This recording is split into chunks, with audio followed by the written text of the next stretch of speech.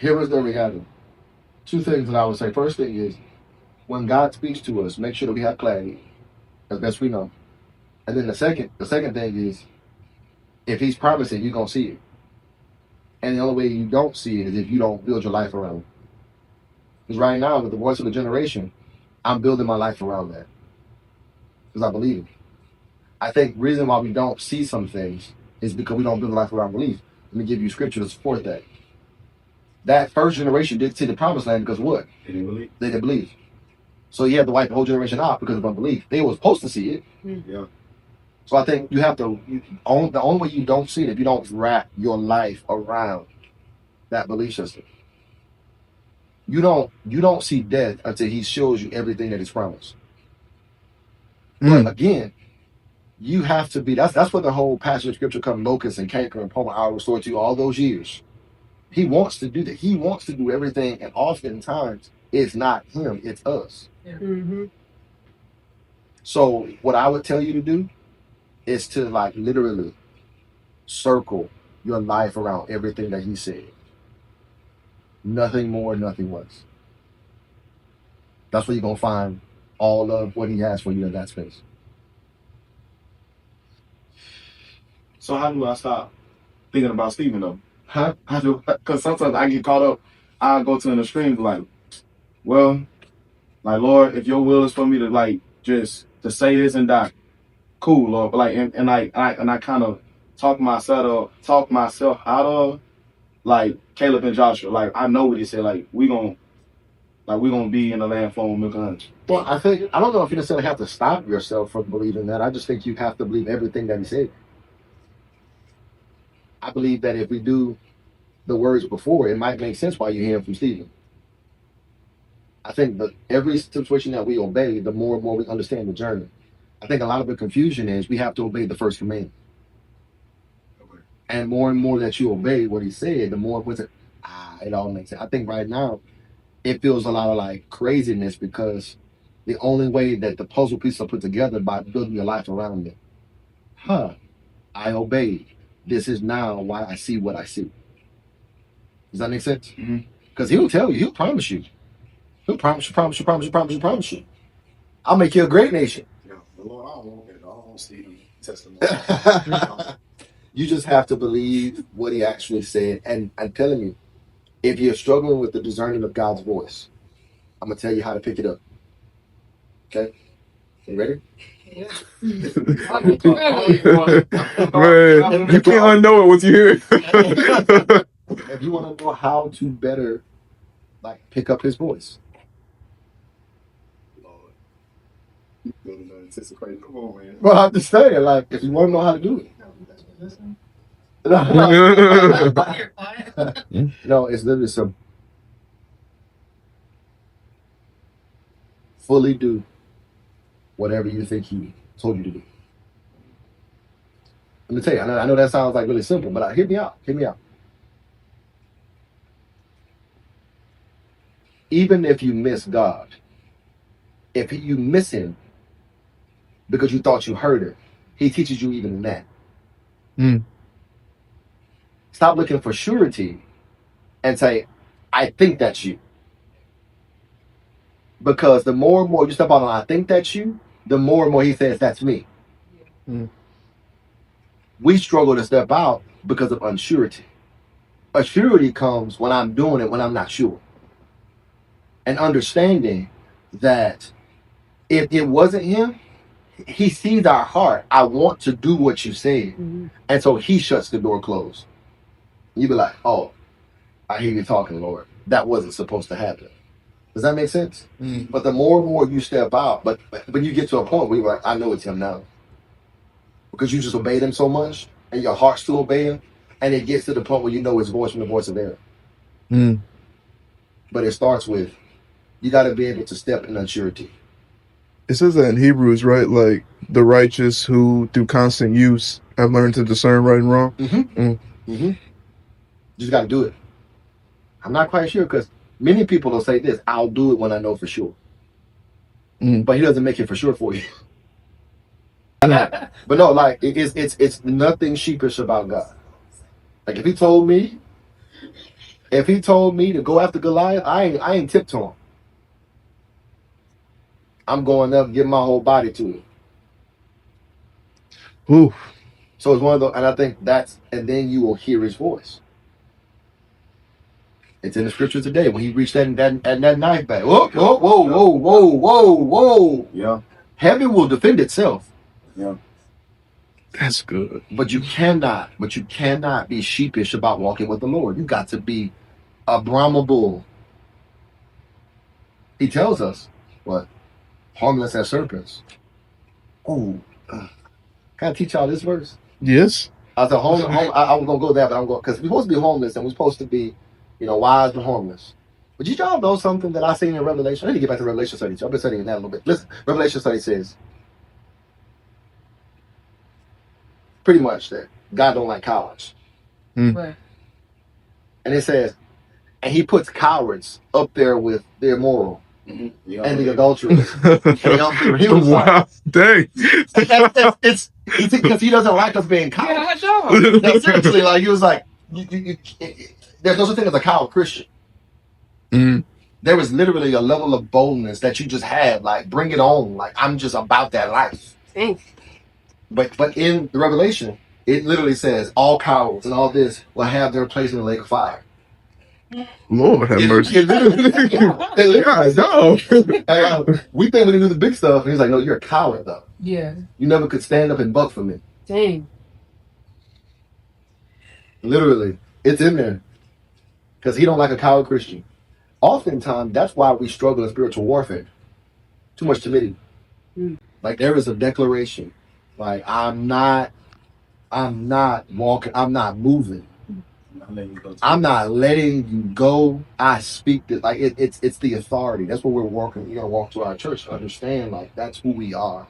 Especially if you get now, people told you go to emergency room, right? Mm-hmm. He'll tell you different directions, but whatever he tell you to do, you throw your whole self into it. Yeah. So what if you hear multiple things though? What you say? And none of them are like outlandish. Like, what if you are hearing, I need to go to the emergency room? Or what if you are hearing, I need to pick up Naomi? Like, but you have multiple things. That's anxiety. Quiet yourself. No. I'm being honest. That's God is not chaotic like that. It's the fear of settle yourself down and really press in.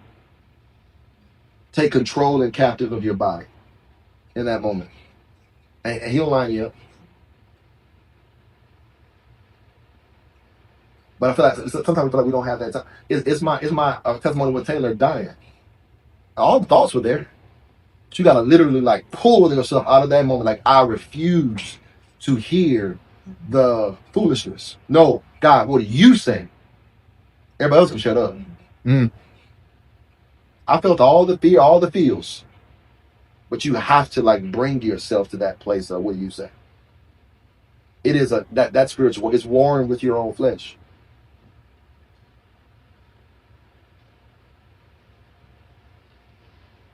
And even in that space, Yeah.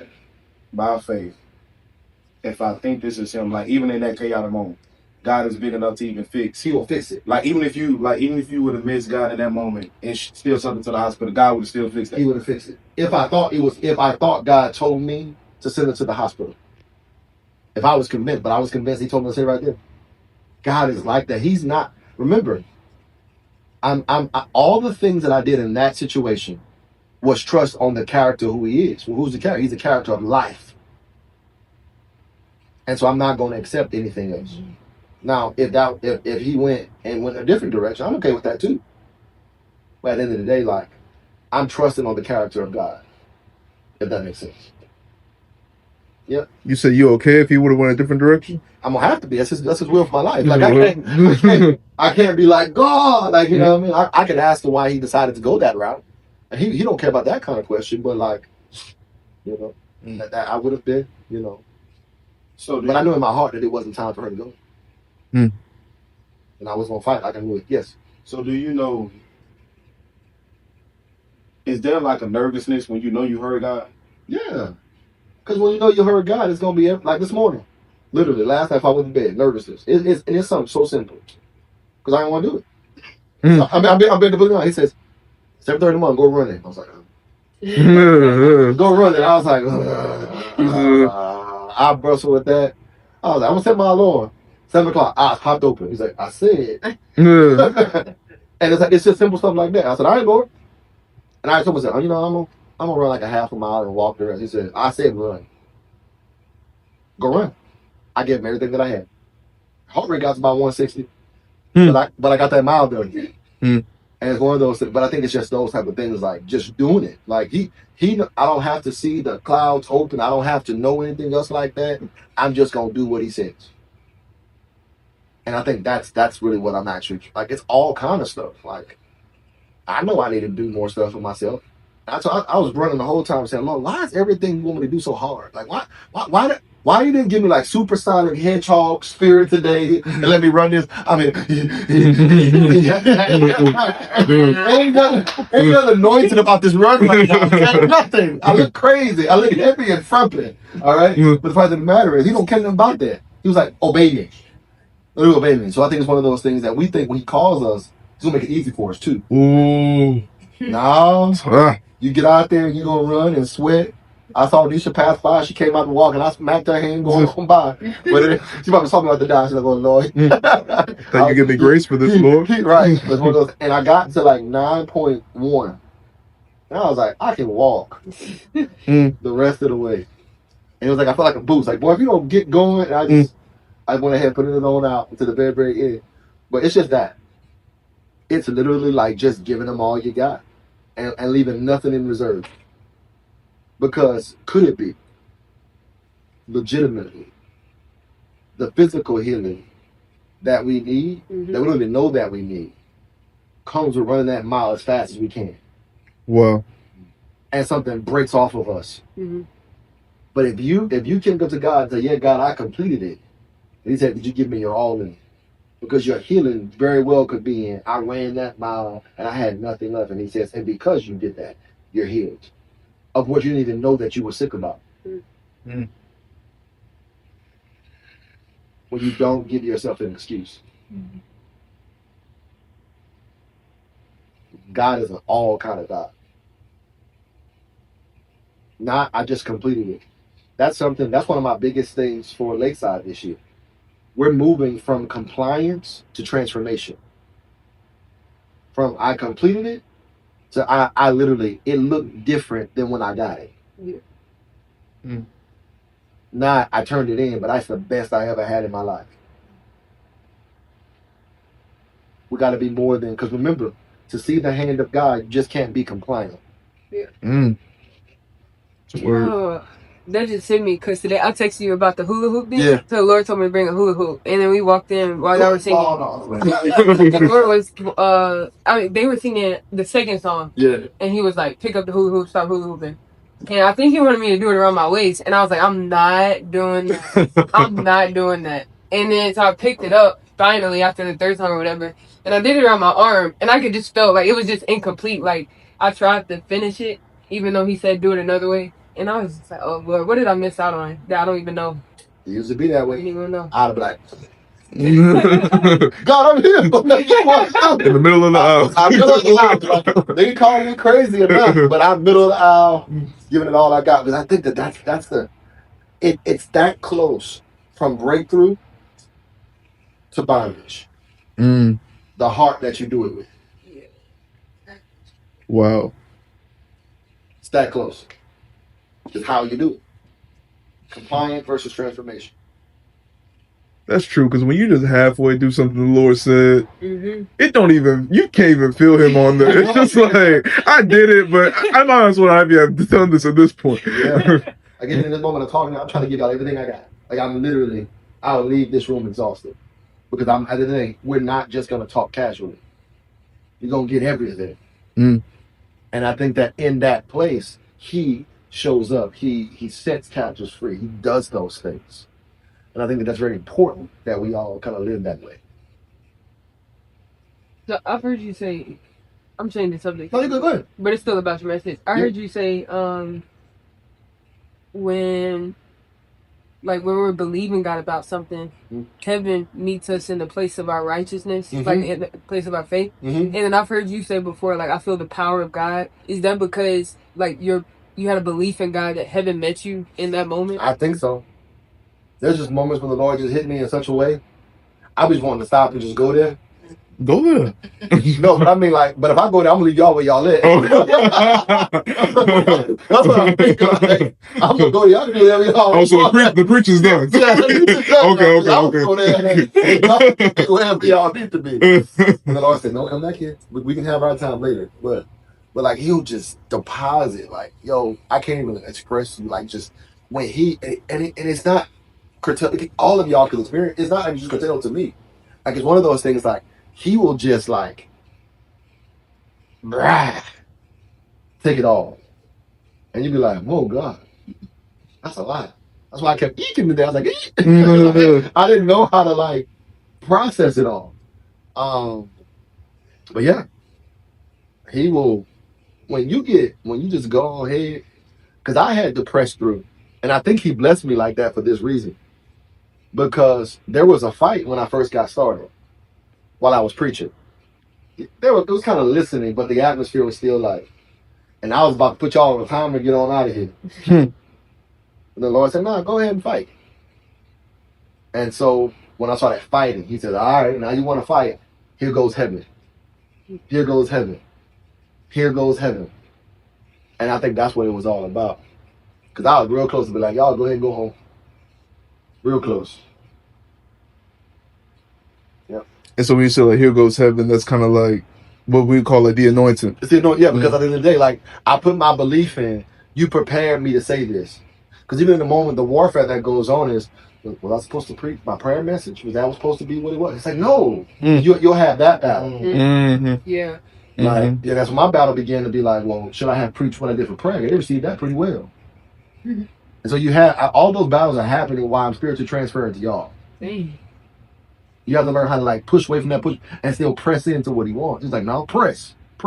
Don't get into your feelings, press. That's all the spiritual warfare and battles, even while you're delivering. It's almost like the enemy's trying to get you to second guess. Correct. Because he don't want y'all to hear about belief. Which I know we need to understand belief. And he was showing you like what the enemy was trying to play into based off the room being distracted. Moment I got up, no offense, baby, start crying. She did. Everybody I was like, come on now. Everybody, I was like, it's all a part. It happens in our church every time I stand up. Every single time I stand up, I have to fight that. That spirit gets busy every single time. And I have to like walk in a way.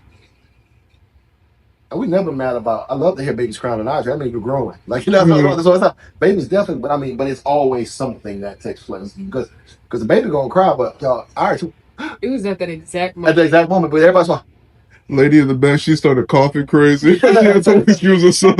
Yeah. Don't nobody ever be too busy, but when you about to start preaching, that's the way that it actually comes forth. Believe it or not, her coughing both ways. She was having deliverance. Wow. Because there was a moment where I was like, when we press in right here, she would have went out. Like died? Out. Not died, no. Oh, out. Like, out. I think when she was sunk. Yes. Like sunk down, like just the end of herself almost. Yep. She was having a moment with the Lord. That cough, it showed up in cough. But she was having a moment with the Lord. The Lord was transforming something. She walked outside and she said these words. She says, listen. She said, look, I've been in church my whole life. And she said, these last two have literally changed my life. You are like, the Lord is using you, and like he literally like reached into you. And so it's just this idea of like, that's what she was experiencing in deliverance. She just probably didn't notice what it was. She came outside and she was like, I just feel so good. Like my life makes sense. And when you lay it out, she just had a moment. She was like, blessing. And then Miss Britta came and she was like, yes, I've been telling you, he's awesome. And she said, I've been hearing this man preach for like 15 years. And she said, I will confirm this one thing. See, I've heard this man preach 15 years. She said, I've never seen him miss. She said, I've never seen him repeat message. She was like, that is in itself supernatural. She said, how do you go to a place for like 15 years and like you almost like sad if he don't hit. Like it's almost like the expectation is if he missed, he must be sick.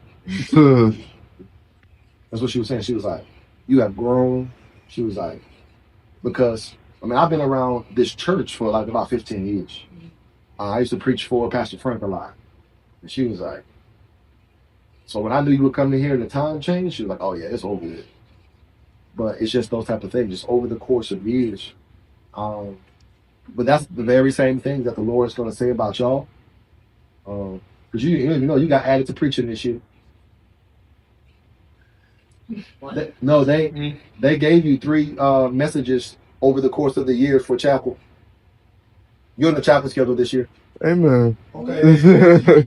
You really are. Like, they sent it to me, and I was like, oh, okay. I guess they telling Katie what you about to do this year. So she took mine. No, you're author. Yeah. So it's my, I have to approve it now. But they were like, KB has to preach for it one time. She has to. And so you have 3 different spots throughout the school year. So anyway, you on there too. You on there? Well, you know you on there because that's just what we are. You're on there. But they can give mine to KB. And so anyway, it's just God is doing that. And you just gotta let him use you at this point. And like whatever he wants to do, let him do it. Press into his voice. That's it. Press. I have a question. Go ahead. It kind of confused me.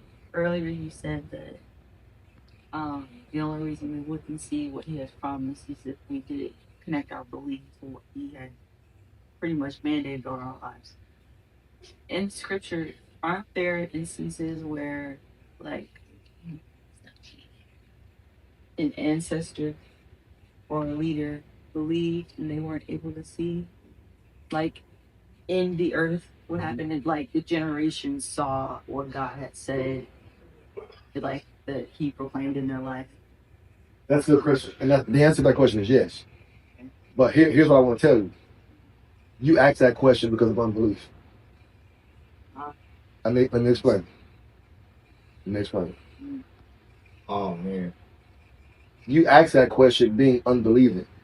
You're trying to like prove. You're trying to let yourself down easy. That's true. That's why I was asking about Stephen. That's unbelief. Okay. Because if you look at the text of scripture, yes, it's like I'm letting myself down because it might not. No, that's true. I've already told. There's things that the Lord has told me He wants to see evident in my life. I'm like, if I don't get it, grandkids. See, because here's the thing. My first reference to that biblical breath is Joseph. Joseph believed until dying that he would see the goodness of the Lord. He said, but even if I don't, take my bones. So basically, I think the point is this. He literally believed to see it while he was alive. He didn't give like the caveat that I wouldn't see it. Like the only thing the believer have is I will remain confident that I will see it. Well, because his is like from a place of belief. Like I'm so sure it's gonna happen. Yes. Even if I don't see it, it's still gonna happen. My bones gonna be there. It's what belief does. It's what the Hebrew boys. It's what all of them said. Like I believe that junk, and I'm not giving God an out that I'm gonna see it. And I think that's the only thing that pleases God. If it happens in generations after, that's on God. But it's on me to believe that I'm gonna see it in my generation. Okay. Does that make sense? It is not for me to give God help or let myself down easy. Okay. Yeah. Okay. So go ahead and repent of trying to, because at the end of the day, you have to, like, if we let go of our belief, we let go of how it pleases it. Yeah, that's so true. That's so true. Bro! And so we basically say, I no longer have to please it. Damn. Because I don't have to believe him anymore. You got to keep believing because that's the only way it's going to please him. He finds you acceptable when you still believe it. Yeah. So if you want to stop believing and you want to stop being pleasing, I know you don't want to stop being pleasing. I don't know. Because behavior don't do it. Behavior don't get it. Behavior never going to get it. That's so true. So you have to like keep your belief and say, I'm going to see it. Dang. He said it, I'm going to see it. Well, he's like, he ain't playing. He's like, no, like for real about like me. Yes. I gotta do it. Yes. And if And if we're not shocked about it, he probably didn't tell you. Ah. Hiya. Yeah. Because if you're not, if it doesn't seem impossible, I'm about compassionate. Hey, I'll never tell you to stop, but you gotta chill. I'll pour as long as y'all ready. Yeah, no. I didn't know I had a limit. But yeah, his promises has been sure to you. Dang. It ain't him. That's crazy. Well, now I see why people make up their own life. That's what happens. And you're like, oh, God did this. Or God said this. It's easier. What they created. That's what Ishmael and Isaac was about. I did it, Lord. He said, okay, I'm gonna bless that, but I ain't what I prepared for you. It's like I'm still gonna do what I said. It's like they were saving themselves from disappointment. Yeah. We ain't seen it, so let me go ahead and do it while we still can. We do that all the time. We save ourselves from it. Yes. So there's like, Kami just hit it on the head, and it's helping me to articulate what I'm finna say. Yeah. Believing God is pleasing, because without faith is impossible to please. Cool. 100%. But and I think that's the reason why I reference the Stephen statement, because it's almost like, God, I believe you, but in my heart, like, God, I do want something from you though, like, and so to believe you, cool, I'll settle on believing because that pleases you. But do I like downplay what I may not get? But that's the problem though. You always get when you believe. There is never a not get for belief. You always get something. And you always get more, you always get better than what you wanted for yourself. Okay, I can let that go. Because I was struggling with that. I'm like, God, like it may not be what you wanted, but what you got was better than what you asked for. And you will understand it as you walk it out. Okay. Because let's not think God's not good. He didn't give you what you wanted. He gave you exactly what your righteousness is, what you needed. What's going to sustain you. Everybody don't like this, but we need them. I think that's the biggest thing. Like, stop holding God to his wants. Like, for instance, I know that he told me, voice of the generation. I need to add nothing to it. Now I'm mad. God, you don't have me in all these nations. I don't know what it means. But I know that I have a voice for the generations. And that's what I'm gonna let him reveal what that means.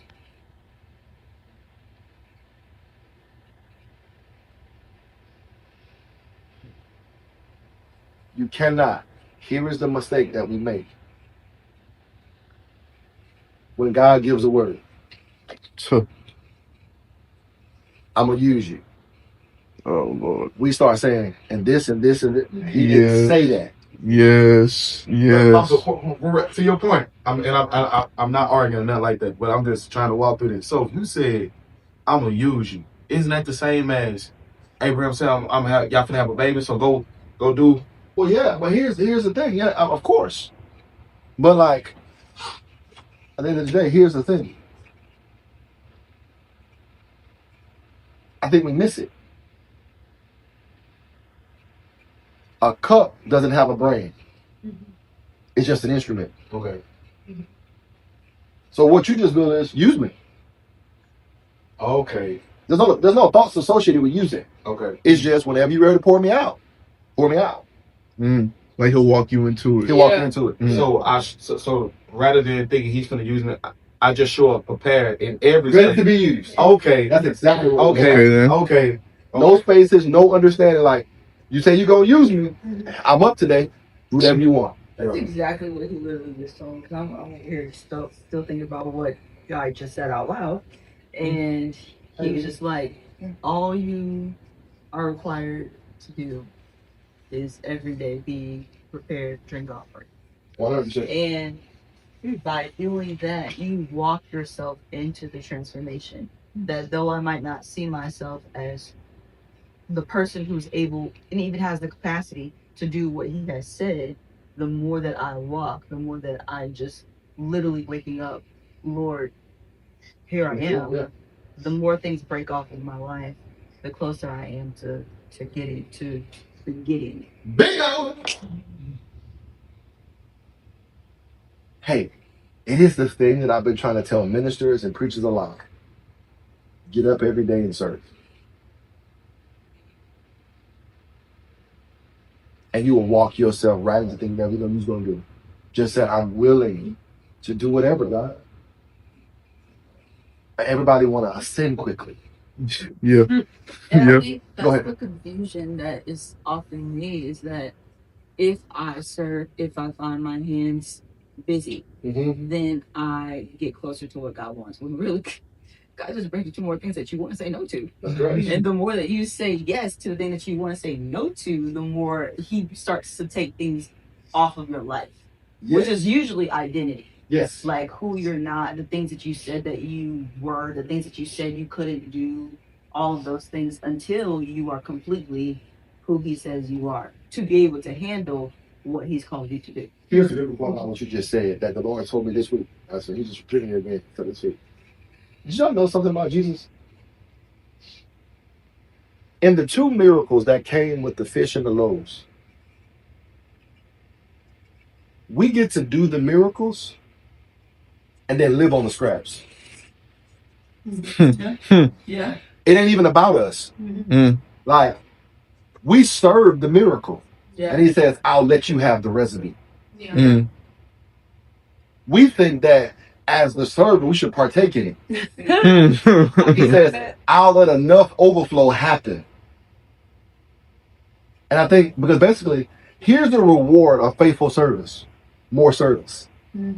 Wow. Okay? One had 1, one had 2, one had 5. Good job. You got 5 more. Good job. You got 2 more. Double it. So that's the reward of service. But He lets you live on some of it. Well, go ahead. So it's more responsibility. More responsibility. Okay. So here's the reality. The woman that only had a cooler of oil left. Get all the water pots. Pay your debts and then what?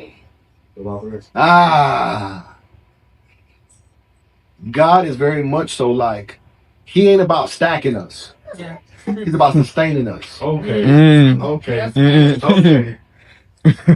And we live off the residuals. That's the best kind of currency though in the real world. Yeah. It's not spending your money, it's your money building off of you that you have residual income. Same thing in the spirit realm, residual income. Ooh. It's the same principle. Live off the residuals. We be wanting big pockets when He's like, no, think about it. Miracle here, miracle there. Look at the residuals. That's so crazy because you really try to steal from Him. We do. Like He has already promised in His word. Can't come back from, I'll give you what you need. Like the promise is sure. Whatever you need, you will have. Yes. So we just get busy with trying to get you. Straight residuals. We gotta stop wanting security. And He got residuals for it. Like money that just situations, like currency in the kingdom. He has it. And you should get excited when He says serve, because there's residuals. Somebody gets the miracle, you get the leftovers. Every time. Those who refresh others will be refreshed. The liberal soul shall be made fat. And